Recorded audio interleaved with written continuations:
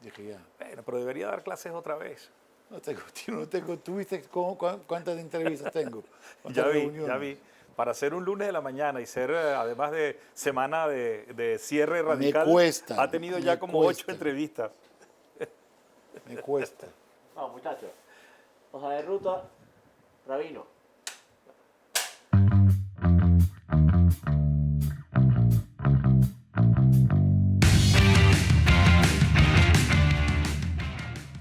Rabino, muchísimas gracias por su tiempo, por haber aceptado esta cordial invitación.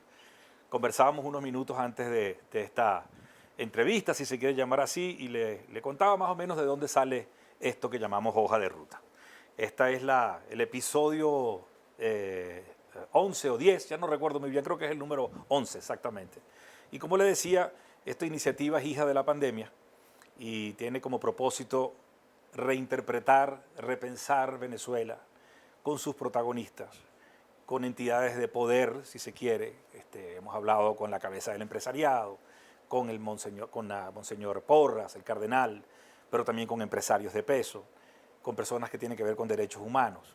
Recientemente la última edición fue con alguien representante del mundo de la cultura, y cada quien nos ha expuesto su interpretación de Venezuela. Así que le agradecemos muchísimo su tiempo. Usted llegó al país en un año clave. Y digo clave porque el año 1977 fue algo así como la cúspide de la Venezuela soñada.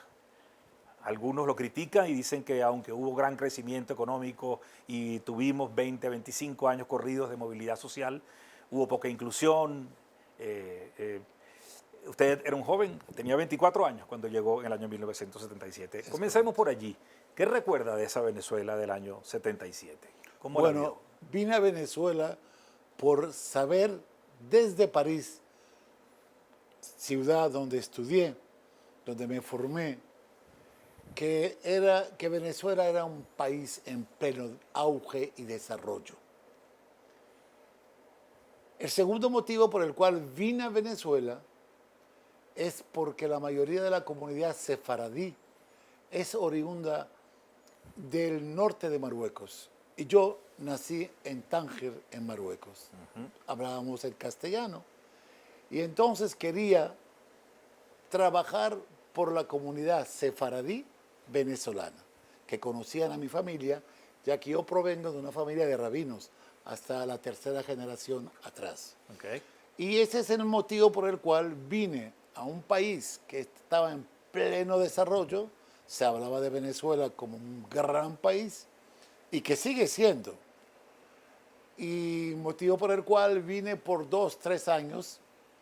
Y fíjese que tengo hoy 43 años en este país al cual me siento completamente identificado con él, con todos estos momentos difíciles por el cual está atravesando Venezuela. La comunidad judía ha estado estrechamente ligada a Venezuela. Son largos, décadas de relaciones.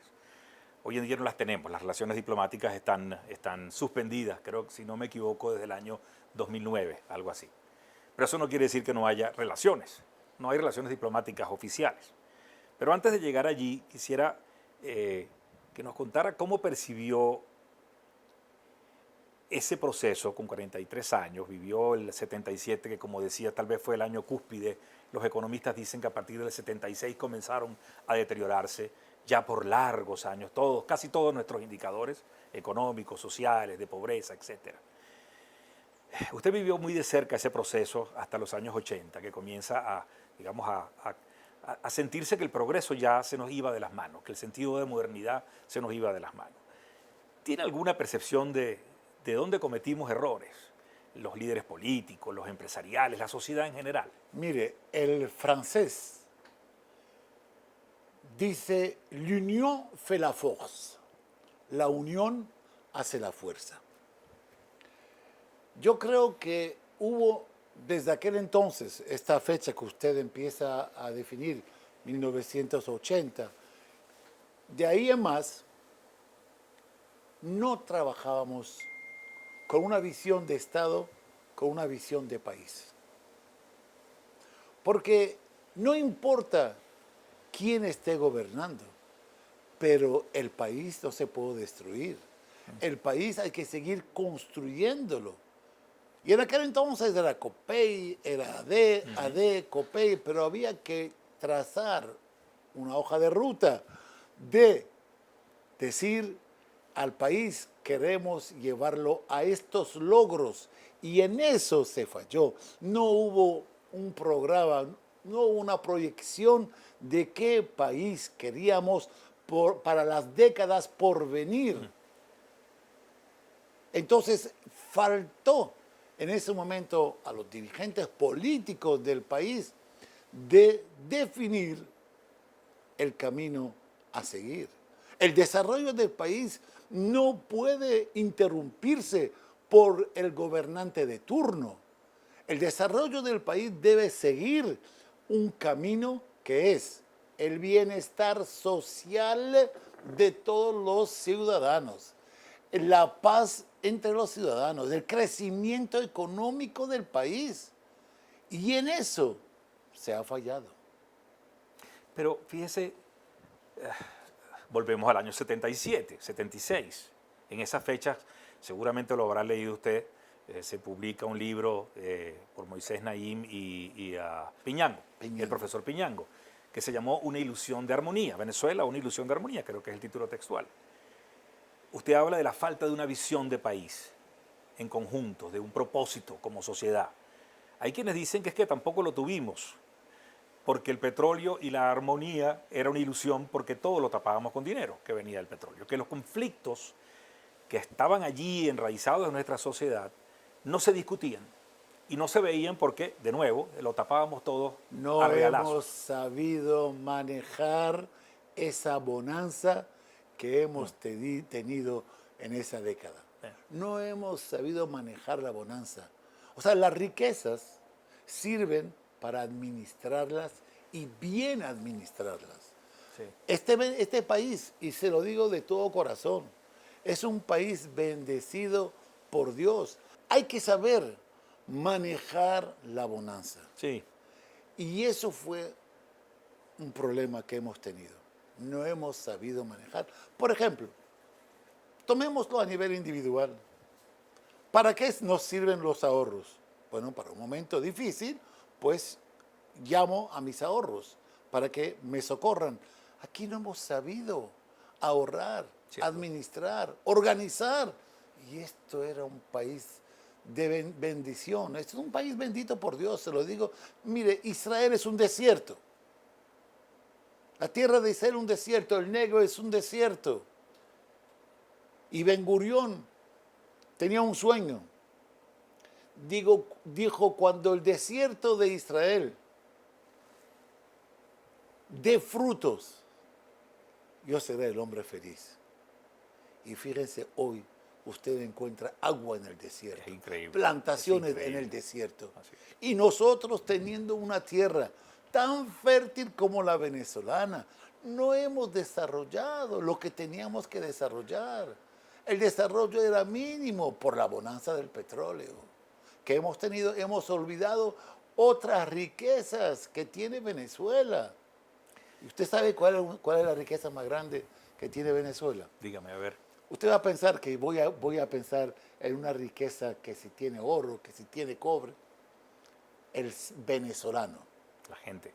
la gente, su gente, el venezolano es una riqueza extraordinaria que ni siquiera hemos sabido aprovechar ese genio venezolano. Ustedes saben quién aprovechan de ese genio venezolano, los demás países del mundo. Bueno, conservando las distancias obvias, y más que obvias, además son unos cuantos siglos de diferencia, pero haciendo un paralelismo con lo que usted ha hecho, con lo que ha dicho ahora, y el tema de que no hemos sabido aprovechar la riqueza, pero también hizo una mención al Estado de Israel y cómo ha sabido aprovechar el talento de su gente. Hoy tenemos una diáspora como jamás la soñábamos. 5 millones de venezolanos, la mayoría de ellos, o muchos de ellos, talentosos, todos, sean profesionales o no, la enorme mayoría de ellos está produciendo riqueza. Los cuentos que tenemos, a veces solamente vemos lo malo, pero la mayor parte de los cuentos son muy buenos sobre lo que hace el venezolano en el exterior. El pueblo de Israel también, durante casi que milenios, son centurias completas, dispersos por todo el mundo, y se funda el Estado.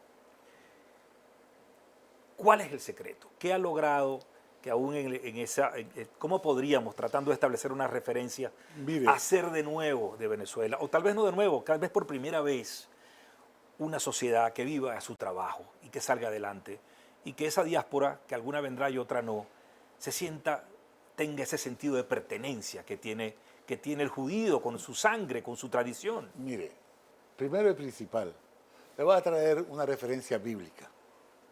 La Biblia nos dice en el Génesis, 6 días trabajarás y el séptimo descansarás. Es un mandato divino, está ahí. Nosotros, los judíos, cumplimos a cabalidad con este mandamiento. El hombre nació para trabajar, así lo dice posteriormente el rey Salomón.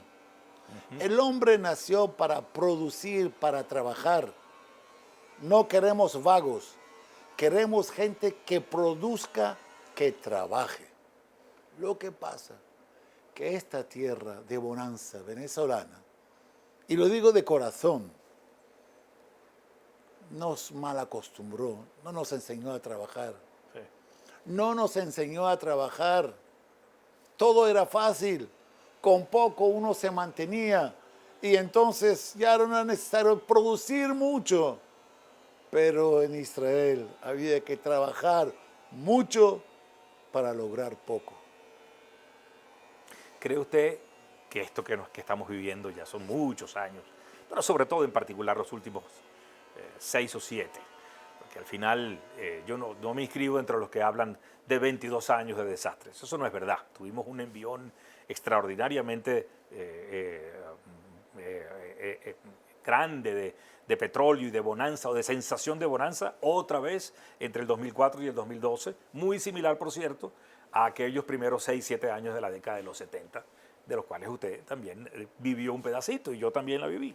Es decir, tuvimos otra segunda oportunidad, otro boom petrolero de más de 5 años de duración. ¿Siente que la sociedad venezolana ha aprendido algo de eso? Podremos ser una sociedad de trabajo, de producción, como usted dice. Está usted hablando con alguien que está convencido de que el venezolano, si lo orientamos, lo guiamos, produce y es fértil. Eso Yo coincido con estoy usted. convencido, porque no hay motivo que vayan a otros países. Son los mejores, son los que brillan y aquí no. Hay que darle la oportunidad. Tenemos que dar y atraer esos cerebros que se nos fugaron. Atraerlos y decirles, tú tienes que volver a Venezuela. Y hay otra cosa muy importante que debemos de cultivar en Venezuela. El amor por la patria, el amor por la tierra. Tú no te vas. Tú tienes que amar tu país. Y recuerdo a alguien que un día le dije en Israel, ¿por qué no vienes a Venezuela? Te voy a enseñar Venezuela. Me dice, no conozco Israel, voy a ir a conocer otro país. Déjame conocer mi país y después iré a conocer otro país. Aquí nosotros no. Tenemos una dificultad en Venezuela, nos vamos. No, tenemos que crear el amor por la patria de Bolívar. Tenemos que amar a Venezuela. ¿Y quién tiene que amarlo? Bueno, el venezolano. Primero que ninguno, aun cuando una gran parte de nosotros somos hijos de inmigrantes que muchas veces escogieron su país como destino y a veces lo amaron más que quienes nacimos acá. Totalmente. Pero mencionó hace un rato que al final es una labor del liderazgo político, pero también el liderazgo social, el liderazgo religioso, quienes conducen al final una visión para la sociedad. Yo hice una referencia histórica entre los 70 y la primera 10 años de la década de los 2000, después de los conflictos políticos que tuvimos en el 2002-2003. Dilapidamos 2 bonanzas petroleras, pero el entorno era completamente distinto. Venezuela para los 70 era una democracia robusta, con un sistema de libertades, imperfecta, sin duda. No quiero entrar un poco en la consideración si hay o no, cuánta dosis de libertad tenemos, sino en el enfoque ideológico del liderazgo. Las ideologías han estado presentes y han hecho maravillas, pero también han hecho desastres en la humanidad a lo largo de la historia. Y su pueblo lo sabe muy bien, lo que significa implantar ideologías, digamos, de corte totalitario. La ideología es también importante para repensar el futuro de Venezuela. Más allá de las etiquetas, ¿cuál piensa usted que son los elementos básicos de un nuevo acuerdo de país? Primero y principal, el acuerdo de país es educar a entendernos entre los venezolanos. Aquí no hay dos tipos de venezolanos. Todos somos hijos de Bolívar. Todos tenemos que defender la patria de Venezuela. Y todos crear el amor, y eso hay que educar. Sí. Yo pienso que la educación es un elemento fundamental para enmendar cualquier entuerto. Tenemos que educar primero y principal a amar a Venezuela. Primero. Segundo, entendernos. Podemos ser diferentes, pero tenemos un país que es lo más grande, que tenemos que llevar adelante y que sacar adelante. Eso es fundamental. Y una vez que haya un entendimiento con nuestras diferencias, Sí, sí. que haya entendimiento en los puntos fundamentales, que es sacar adelante el crecimiento, el desarrollo económico del país, etcétera, entonces se lograrán muchas cosas. Un país no muere, un país no muere. Ni toca fondo, podemos Ni estar toca mucho- fondo, no mucho toca peor. fondo. Somos nosotros los seres humanos. Sí. Sin embargo, no podemos negar que estamos en medio de un conflicto. Y usted, por su posición, por su, digamos, autoridad, si se quiere, también está inmerso dentro de ese conflicto que tenemos hoy. Las sociedades con un conflicto tan agudo como el que tiene el venezolano no salen adelante. Tiene que haber acuerdos. Y si algún pueblo sabe de conflictos por larga data, es el pueblo judío. Bueno, imagínense. Fíjense algo increíble. Israel con sus países vecinos Sí. mantuvo un conflicto durante décadas. Hoy en día hay acuerdos políticos, económicos, y eso es algo increíble. Embajadores de Marruecos en Israel y embajadores de Israel en Marruecos, en Qatar, en Dubái. Imagínense que nosotros tenemos que llegar a entender, nosotros los venezolanos tenemos que sentarnos alrededor de una mesa redonda. Así todo el mundo es igual. En una mesa redonda todo el mundo es igual. Todo el mundo está en la cabeza. Y defender el país. Es el objetivo principal. Y llegar adelante. Siento que si hay algún elemento positivo que rescato de estos últimos año y medio tal vez, de tensiones de nuevo, es el reconocimiento de que solo una negociación, más temprano o más tarde, nos llevará a un desenlace factible para los venezolanos, sostenible en el futuro. Eso pareciera entenderlo la mayoría de los líderes, la gran mayoría. Hay discusiones sobre cómo llegar allí, de cómo producir ese acuerdo, sin duda. Pero usted siente que cada vez que alguien intenta tender la mano a quien está del otro lado, sea quienes ostentan el poder con la oposición o sobre todo quienes están en la llamada oposición tratan de tender la mano, ¿por qué están atacados entonces? Si estamos hablando de que para hacer una negociación lo primero que hay que hacer es hablar. ¿Qué pasa? ¿Por qué hay un costo reputacional tan grande envuelto en que una institución como Fede Cámaras, por ejemplo, se haya acercado hay al una gobierno palabra nacional? mágica que sería la clave para enrumbar esto que usted expone. Crear confianza Correcto. de parte y parte. Correcto. Una vez que haya confianza, y eso es lo que pasó en el Medio Oriente, ya no hay desconfianza. Sí, vamos a un desarrollo económico, vamos a desarrollarnos. Entonces llegaron a conversaciones. Estas firmas de acuerdos, eso no fue de la noche a la mañana. Son conversaciones que hubo anteriormente. Y eso es lo que nosotros tenemos que llegar poco a poco en el país. Conversar, dialogar es fundamental. Conversar, dialogar y avanzar. No solamente que quede a nivel de la conversación Sí. y del diálogo. No, Resultados no. concretos. Resultados concretos, que sean lentos, pero seguros.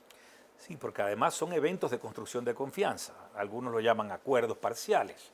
Pero creo que al final se trata de demostrarnos mutuamente Confianza. que puede haber un poco Que de haya confianza. confianza, que yo confíe en usted y usted confíe en mí. Cuando yo doy la entonces palabra. avanzamos. ¿Cómo ha sido su relación en estos acercamientos con el alto gobierno? Bueno, la verdad, yo tengo muy buena relación con la vicepresidenta, la señora Delcy. Sí. Tengo con el presidente Maduro, tengo buenas relaciones, pero mira, yo no me meto en problemas políticos. Yo puedo dar mi opinión si me la piden, pero si no, yo no estoy acá para usar y utilizar el rol de un político. Yo soy persona que quiere, ama este país. Y se lo digo de verdad. Son 43 años que estoy en Venezuela. ¿Y me va a decir que yo no soy venezolano? Bueno, por favor. Más que mucho. Más que muchos. Más que muchos. Ahí estos jóvenes que están acá. Va a decir que es más venezolano que yo. Tienen muchos de ellos menos que edad que usted tiene en Venezuela. Entonces, y si estoy acá es porque amo este país. Amo a su gente. Sí. Y entonces hay que sentarlos y llegar a acuerdos pequeños, pero firmes y seguros. Mi relación con el gobierno, con Delcy, con el presidente Maduro y con altos personajes del gobierno nacional, tengo muy buenas relaciones de mucho respeto. ¿Por qué? Porque no me meto donde no me llaman. Bueno, pero fíjese, eso ha sido una de las grandes discusiones y creo que a veces nos confundimos. Usted ha dicho, no me meto en política. Realmente lo que está haciendo usted cuando hace esos acercamientos es política. Pero una política correcto, no partidista, parcializada. ni parcializada, ni por Eso pretensiones del poder. No, yo no busco poder. Allí voy. Y dejé en el aire el asunto del acercamiento que ha tenido Fede Cámaras con la Asamblea Nacional, con la Comisión Paz, específicamente la comisión, más que la Asamblea. Su acercamiento con esto que se ha llamado el foro cívico y la vinculación con lo que usted acaba de decir. Usted dijo casi textualmente sentarlos y que lleguen a acuerdos, sentarlos. Eso implica que hay un tercer lado, que puede haber un tercer lado, aún con su corazón, que lo tiene, pero no puede parcializarse. Siente que es factible que la sociedad civil, actores como el empresariado, la iglesia, la comunidad, otros actores ONG, empujen esta agenda. Según las encuestas, la iglesia es un sector de la sociedad venezolana que tiene mucha credibilidad. Y deberían participar como elementos que forman el fiel de la balanza. Sí. Los dos sectores, sentarlos y servir como mediador. Y en ese sentido, yo creo que hay voluntad de parte y parte. Pero no personas que estén parcializadas. Gente parcializada no puede opinar. La gente parcializada no, y si opina estando parcializado, pues de un lado. Pero no para hacer el equilibrio. Sí. El equilibrio lo hace gente que busca un solo interés. Yo, por ejemplo, busco que Venezuela crezca, se desarrolle, evolucione en todos los aspectos de un país. Yo colaboro. Sí, y iba a hacer una pregunta que usted de alguna forma ya respondió. Decía acercamiento, pero específicamente habla usted de actores que puedan ser capaces de provocar acuerdos. Y le iba a preguntar si usted percibe que hay voluntad de hacerlo. Las críticas que vienen cada vez que hay un acercamiento de este tipo es que es otra vez más de lo mismo, que vamos a ser engañados. Usted es de las pocas personas en Venezuela que tiene ocasión de hablar con la vicepresidenta, con el propio presidente Maduro. Y acaba de decirlo, percibe voluntad. Y yo creo que esa es clave. ¿Es así? ¿Siente usted que el país ha llegado a un momento en que está tan mal que ya no puede acusarse a la sociedad que quiere acercarse a decir esto es más de lo mismo? ¿Llegó el momento de empezar a transitar un camino de acuerdos reales que nos lleven a un desenlace? Mire, discúlpeme que traiga ejemplos de Israel. Discúlpeme, pero son hechos históricos que hemos visto. ¿Usted cree que todos estos acuerdos de paz que firmó Israel con sus países amigos vecinos fue obra de un año, de 2 años, de 3 años, de 4 años? Fueron décadas, pero que no se sabía que estaban conversando, que estaban dialogando, que estaban avanzando. Después salió a la luz. Aquí también. Está pasando. Y está pasando. Y no se preocupe por la crítica. El que bien hace, bien cosecha. Y que quiera criticar, que critique, no importa, es también parte de la sociedad. Es así. Hace parte de la sociedad el que critica, son gente normal. Pero cuando su conciencia le dictamine que usted está obrando con la verdad por el bien nacional, Correcto. yo creo que todo el mundo estará de acuerdo. Extraordinario. Ya estamos entrando en la fase final, Rabino, y siempre tocamos un poco de cómo vemos el futuro. Y no me refiero al futuro, que ya va a haber una pregunta al final sobre en particular el futuro de Venezuela. El futuro del hombre, el futuro de las sociedades. La pandemia no ha hecho sino acelerar una cantidad enorme de transformaciones que significan un progreso inusitado de tecnologías, de robótica, de cambios que ni siquiera soñábamos, que pueden ser de mucho progreso para la humanidad, pero también hay amenazas. Si algún país es símbolo de entender esa modernidad y además ejecutarla, vivirla antes que muchos otros, es el Estado de Israel. ¿Cómo entra la religión allí en ese reto? Fundamental. No es solamente la educación, no solamente la religión. La educación, que es parte de la religión, Sí. es fundamental para todo lo que hemos hablado. Nosotros tenemos que educar al ser humano. Los peligros vienen y provienen del ser humano. No provienen de la tecnología. La tecnología es una máquina. El robot es una máquina. A mí lo que me interesa es el ser humano. ¿Qué ser humano estoy produciendo y estoy formando y estoy educando? Si queremos evitar todo este tipo de catástrofes que pueden venir creado por el ser humano. Sí. Y ese ser humano no educado, no formado, no humanizado. Es correcto. Y el ser humano que, según la tradición judía, y creo que todas las religiones lo dicen igual, que fuimos y hemos sido creados a imagen y a semejanza de Dios, que significa actuar por el bien, para el bien, con la verdad, con la justicia. Esos son los valores que tenemos que transmitir y que educar. Mientras no eduquemos a la paz, vendrán guerras. Y las guerras pueden definirse de diferentes formas. Sí. Sí. Y es eso lo que a mí más me interesa. ¿Qué ser humano quiero crear? ¿Qué ciudadano quiero producir? De bien, trabajador, colaborador, solidario con su país. Eso es lo que tenemos que buscar.